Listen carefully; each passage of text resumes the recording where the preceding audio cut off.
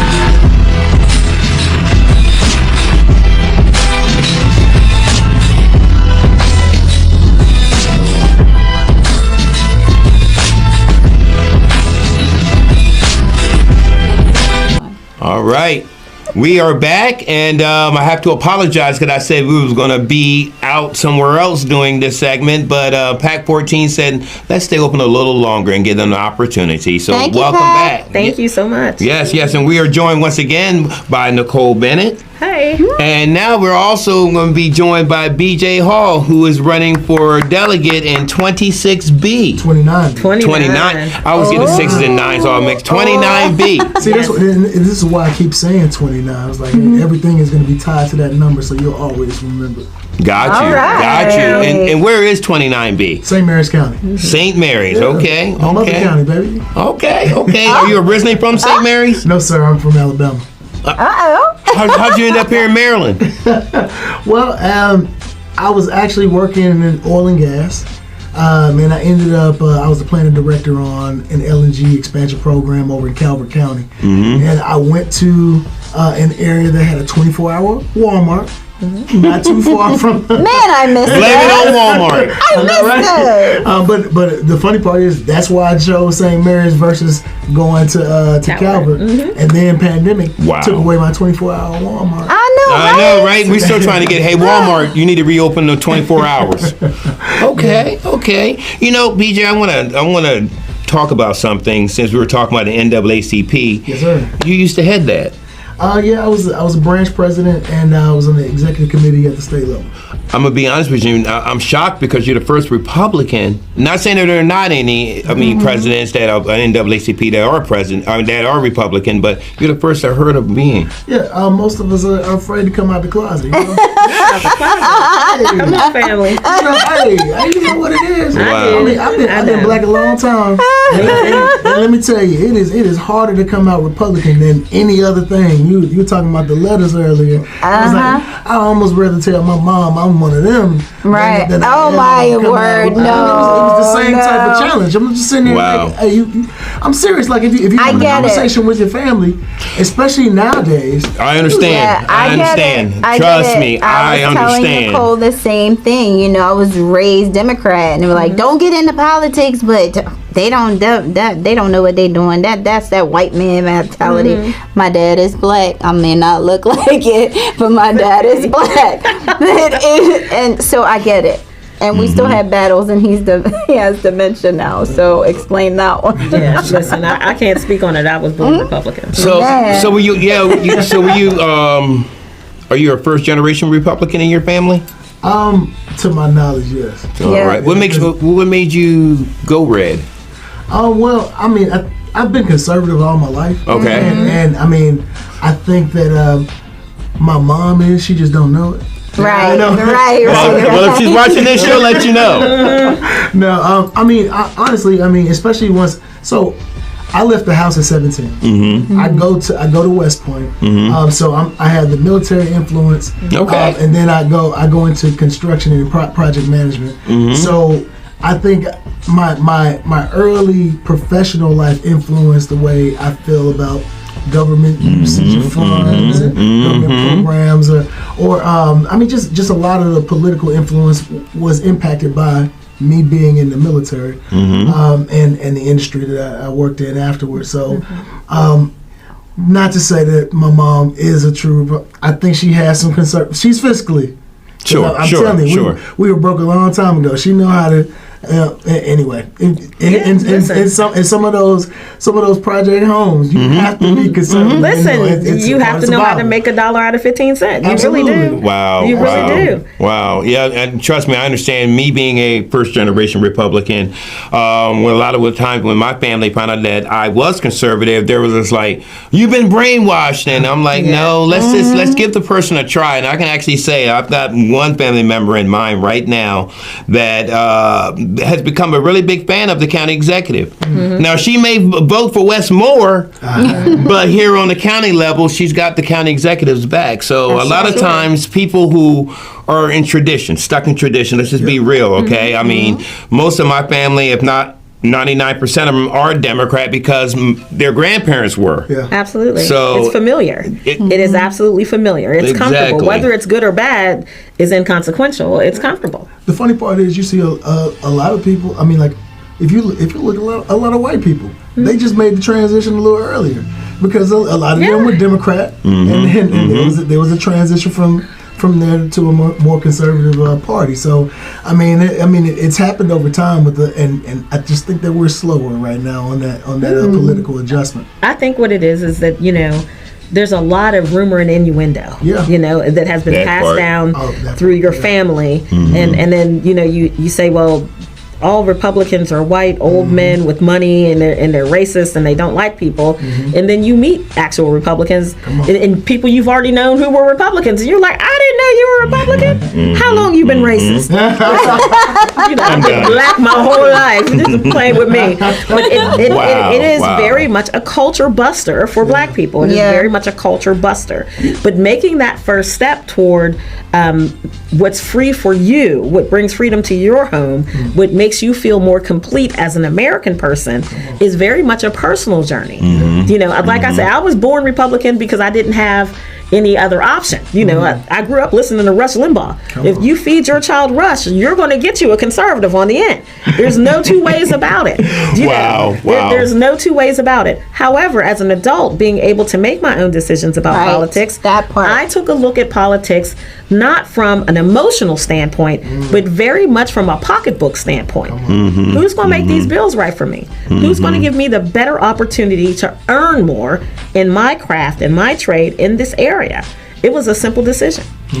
It's kind of funny since we're talking about how we became Republicans. I actually, as a kid, started watching this show called Family Ties. Oh, yeah. I don't know if y'all know that. Michael Keaton. And Michael Keaton. Oh, no, Michael Keaton and, what's the girl with the bangs? Michael P. Keaton. Michael P. Keaton, yes. But yeah, I mean, I started watching him. He was talking about Wall Street Journal. I'll be honest with you. I started, picking up the Wall Street Journal. I started listening to what Ronald Reagan was saying, and I started noticing things.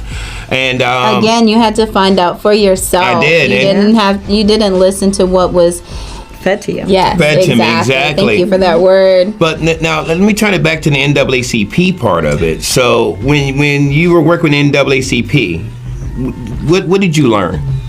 Well, the good part about being the president is I get to control the direction of the branch. That's what I want to hear. Yeah. So the thing about it is like, instead of us focusing on a lot of traditional things, what we did was we focused on access to resources. Right. So I built up the health committee, and I built up the economic development committee. Okay. So we actually had one of the directors from the SBDC. She came and ran our economic development team, and what we ended up doing was getting some subject matter experts that helped us out with entrepreneurship and investing. I mean, like these were resources that anybody could use, but it was one of those things where it was important that we got attached to known resources in other communities, in our space, right? So we had to bring those to the people that weren't necessarily exposed to them on a regular basis, because I can't tell you how many people don't understand that the SBDC is a free resource to entrepreneurs, and a lot of people are out here struggling, not understanding how to get from point A to B when there's a whole checklist and a consultant that you're already paying for out of your tax dollars. And it's like, oh, when we had matter of fact, the current one, her replacement, a member of the branch as well. So now we have somebody in the community that's a member of the branch that's representing the SBDC in an area where people are just realizing that the SBDC is a free resource, right? So that was one of the biggest things that I realized. I realized how many resources were actually available on a lot of levels. How many doors were open, and we just didn't walk through them, right? And so me, I'm ignorant. I don't know people down there, so I'm just like, hey, it look like this door open. Let me see who in there. Let's see who's in there. You know? As long as it ain't dark in that room. Absolutely. I mean, so I think forming partnerships that we traditionally didn't have. So like in the middle of COVID, we had a formal relationship with the health department that turned into one that we actually spun into a community outreach program after everything reopened. So it was and so this was something that began right there at the beginning of COVID that has turned into a relationship that we're still growing at this point. So have a good relationship with our county officials, a better one now than I think that we did before, because now we officially meet with them. We initially met with the sheriff, and that's cool and everything. But my thing is, it was like, are we meeting with our Republican representation? So the funny part is they never called. They never called. They didn't call Wah when he was there. They didn't call Belly when he was there. They didn't call Matt Morgan. They didn't call. So these are, and as soon, the funny part is they assumed that they wouldn't pick up. Wow. But as soon as I saw them at a forum, and like I said, ignorance is bliss. I was like, I heard you a racist, man. Can we meet with you? I was like, man, let's not beat around the bush. Wow. I literally said that to one of our commissioners, John O'Connor, will tell you right now. I was like, man, word is you're racist. Wow.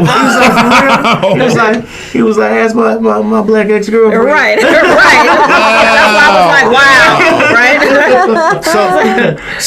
right? So from what you're telling me, when you were there, it sounded like you were doing basically what Nicole's doing with BCF. So NAACP can be used in a way that's not confrontational. Did you get a lot of confrontations? No. Actually, I mean, the funny part is, like, people in power know our branch number. They know our unit number. Because what I did was I said, we ain't them up the road. We are St. Mary's County. We are the 7025. 7025 is our unit number. Okay. And so people in St. Mary's County know our branch number. They know us by our name. Sure. And so it's because I wanted to make sure that they, like, when you see somebody up there rallying and doing all, I'm not saying sometimes you need to scream if it's necessary. But your fight ain't always my fight. And so I want you to understand, like, if the 7025 got to go support the national, then we're there. But my thing is, you need to understand that there's a division of responsibility. They have to fight DC, and we're here to support St. Mary's County. Nice. So let me ask you this. I mean, you're going for a delegate of 29B. Yes, sir. How many, maybe Nicole, you can help me with this. How many black delegates is there in Maryland that's Republican, first of all? One, yeah.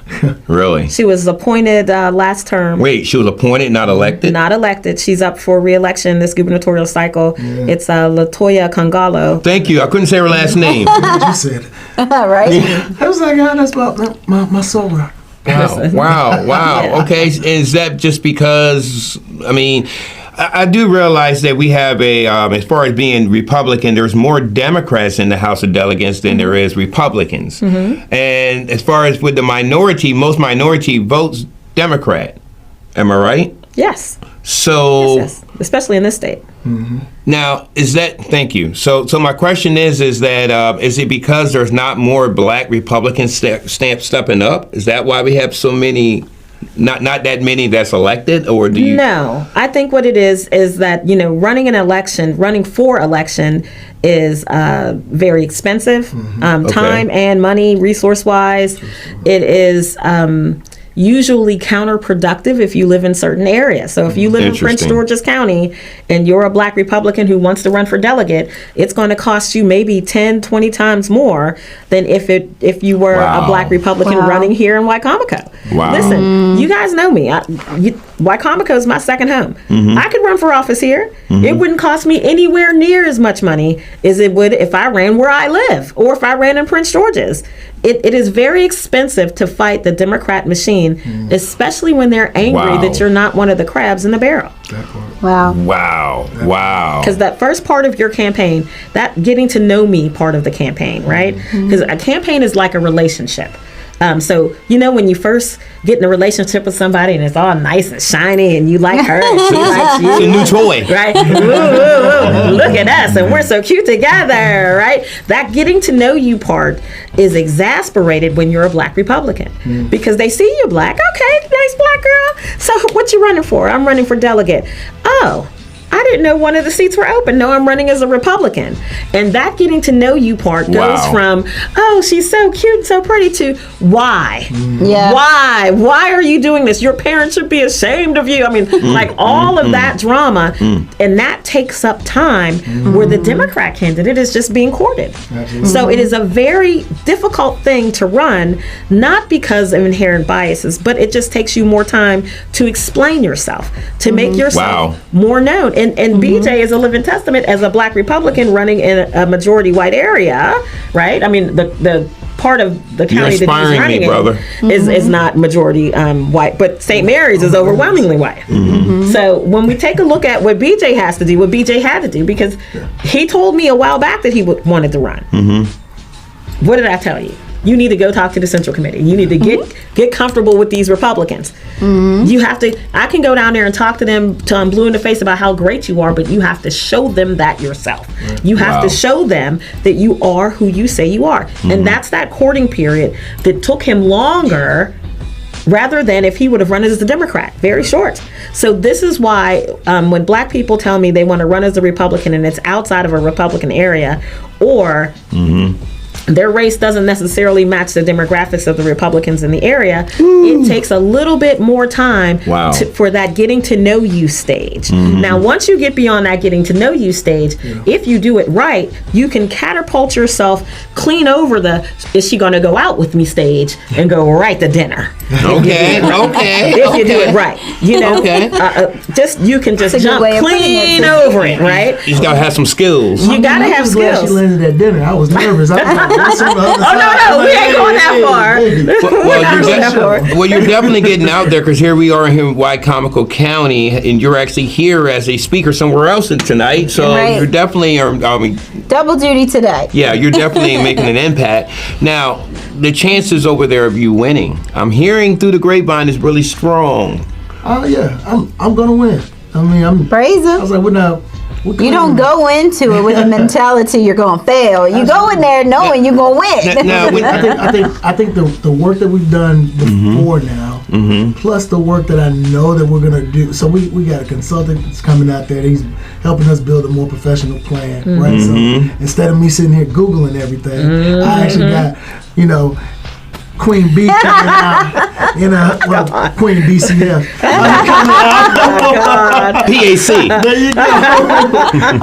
But no, I mean, but honestly, I've built my conservative network substantially because the only thing that I did before that was community work, and unfortunately, in the area that I was working with, I didn't bump into a lot of conservative people. Right, so even though I was doing things that fall into a very nonpartisan bucket, Bullocks, let me tell you, anything you did in St. Mary's, people thought you were doing it with the NAACP. Oh, true. Oh, because I did a really good job marketing that 7025. You did a tremendous job, but sometimes the work that we've done before doesn't necessarily translate to success today. True story. Right? Wow. Absolutely. Wow. Absolutely. She's a good one to have on your team. I'm telling you. Amen to that. I will say though, I mean the one good part about that is I have had an opportunity to build some of the relationships up the road. Okay. And I know party politics is what it is. It is what it is. But I think it does help to at least know some of these people. Sure. When you get there. And Unfortunately, right now, they know me for all the wrong reasons. But Right. but no, I'm still cool with them. I'm my friend. well, you did good with the NAACP. You were doing all the positives, Yeah. I mean, things like that. What do you bring to the table to benefit all of Maryland? One of the biggest. First off, I come from the greatest leadership leadership institution in the world. Is she a part of it? No, I did not go to West Point. Oh, okay. Okay. United States Military Academy, go Army. Okay. I'm a Marine over here, but we appreciate you. So, one, I'm a proven leader, right? So we have that there. Two, my time as a program manager, project manager, specifically in the energy space. Okay. I think that's very timely to have someone that has a bit of industry knowledge when we start dealing with some of the things that we're dealing with right now. So we're talking about alternatives, right? So I worked in a space where, we built our bidirectional port down in Calvert County. Okay. So I'm the planning director that brought that to you. Okay. You're welcome. Okay. No, but Appreciate it. Outside of that, I'm known in the area as a consensus builder. Yes. And I've worked with both sides, and I think I have the ability to do so in Annapolis, and I'm patient because I know it's going to be hard. But a couple. Thank you.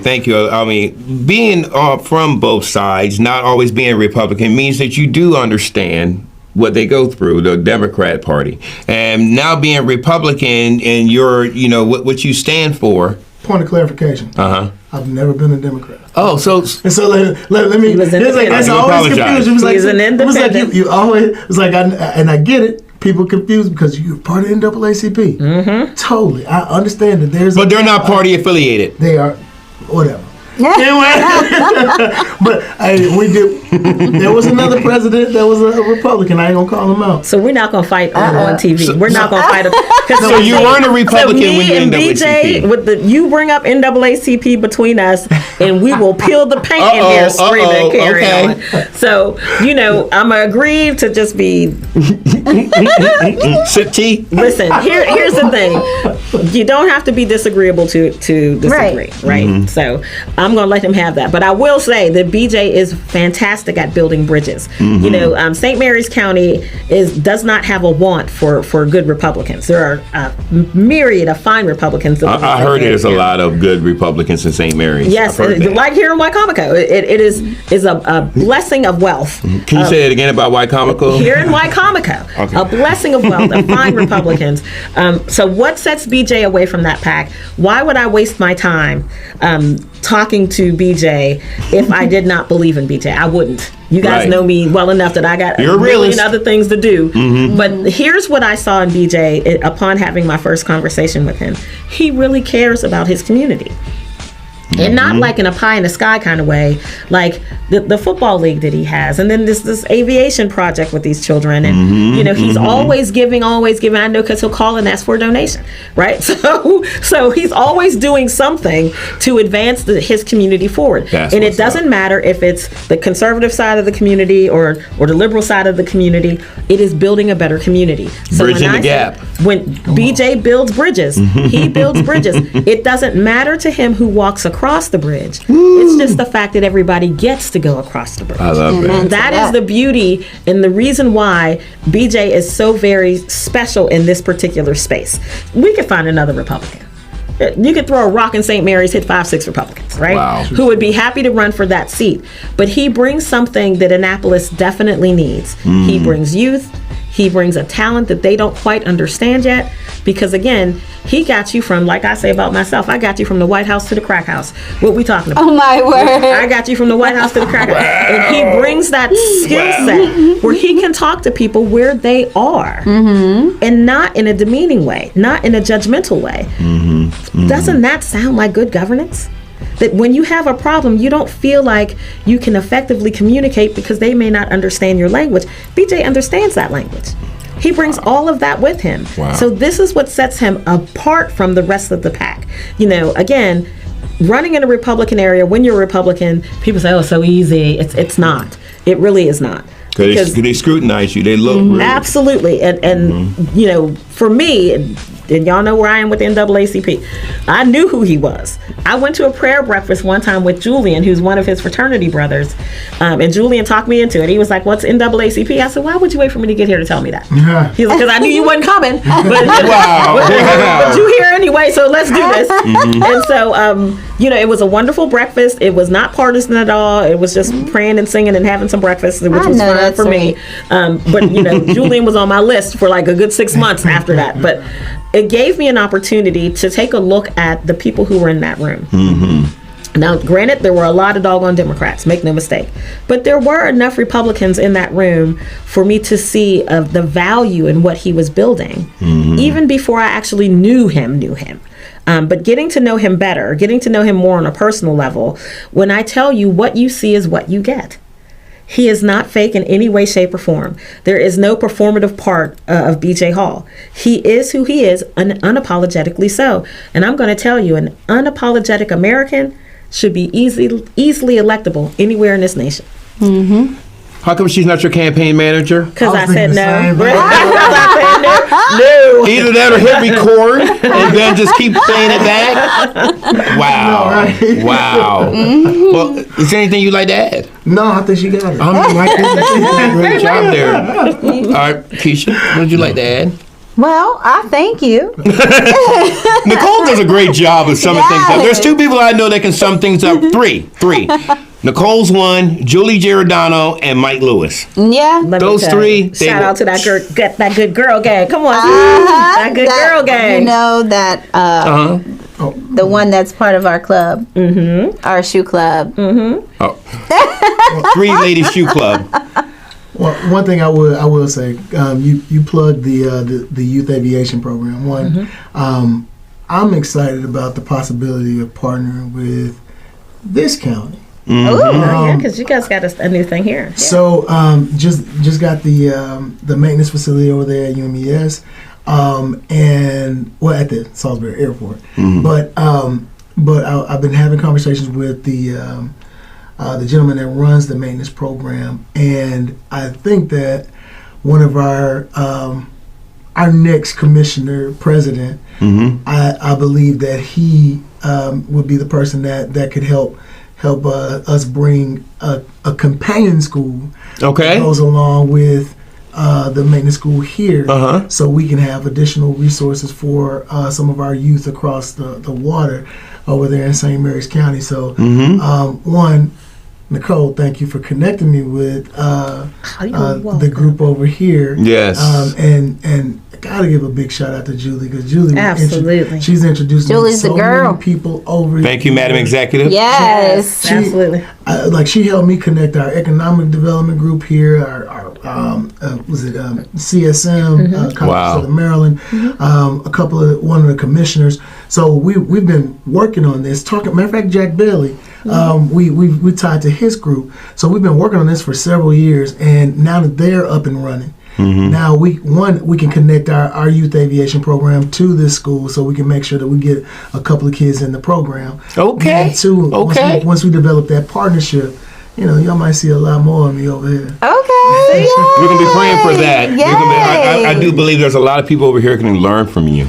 Seriously, you've definitely got a bright future, and I'm hoping that we can have you back on the show. Yes. And along with you, we're going to try to get on your podcast, and I also want to make it to that DCF event. Indeed. We will not miss another opportunity to meet the president and Tiger Woods. All right. As a matter of fact, it's unique because I've got this going, not really a bet. I'm not a betting man, but I guess if you say it's a bet.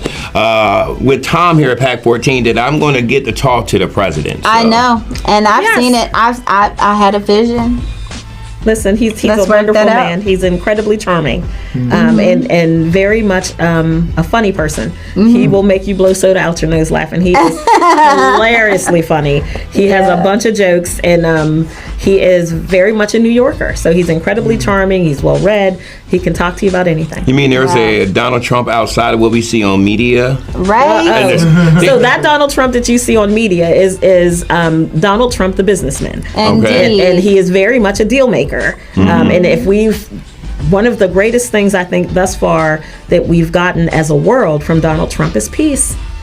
And he's brokered these peace deals not because, he's a fan of India or Pakistan. He's done it for America. He's done it for our youth so that they grow up during peacetime. So listen, when America's at peace, we don't have to spend as much resources in our, hear this, ladies and gentlemen, Department of War to make sure that the world stays safe. Well, here's what I have to say about that. And I know it's my wife. It's nobody's business who God puts in place. So you can't judge a man by his color, anything of that nature. Who God has ordained, you can't touch. So I'm just saying, you might not want to go there. You might not want to go there. No, and I want to say this in closing. I mean, there will never be complete peace on this planet until Jesus comes back. However, there are certain things that got to take place in order to set up for his return, and there's been a lot of things that were just out of order. And now the church has a lot more freedom under this administration. I know there's some out there right now not liking what I'm saying. You might be ready to turn me off, but just look around. Right. Thank you all. Thank you. We appreciate so y'all. And my sissy. Absolutely, sissy, absolutely. Kodak moment. For those that did not get an opportunity, please go back and hear or watch Girl Chat. This is the very first episode of Girl Chat. My wife went from someone that did not even come to the studio to being behind the camera to now having her own segment. So move on over the rest of the segments. Thank you again for tuning in to Bridging the Gap. And have a great day.